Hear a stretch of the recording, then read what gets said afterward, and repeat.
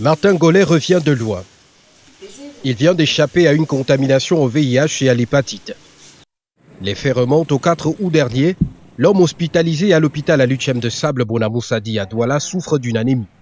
Il lui faut 2 poches de sang après le diagnostic des médecins. Je suis allé payer le sang à l'hôpital des Sœurs de Locum. Donc, ils m'ont taxé les 2 poches à 50 000 que j'ai payé cash. Maintenant, je reviens à l'hôpital à l'UTCHEM. Dieu merci. Ils m'ont dit qu'ils ne vont pas faire une transfusion sans avoir contrôlé le sang. Une poche a le sida et l'autre poche a les hépatites. Les tests effectués sur les 2 poches de sang sont hallucinants. Madame Gollet et son fils retournent à l'hôpital des Sœurs avec les 2 poches souillées. Les responsables de l'hôpital à l'UTCHEM de Sable que nous avons rencontrés hors caméra confirment les faits rapportés. Ce que reconnaît d'ailleurs la direction de l'hôpital des Sœurs qui tente d'expliquer ici le pourquoi du comment.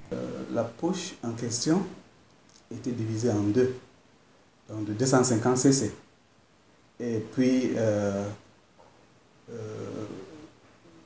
quand on a retesté le sang, on a trouvé que effectivement c'était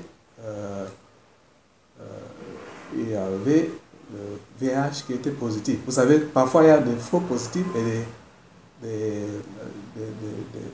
faux négatifs. Donc après les tests de confirmation, quand on a confirmé que c'était positif, dans tout le cas, dès qu'on a constaté ces problèmes, on a échangé le sang immédiatement.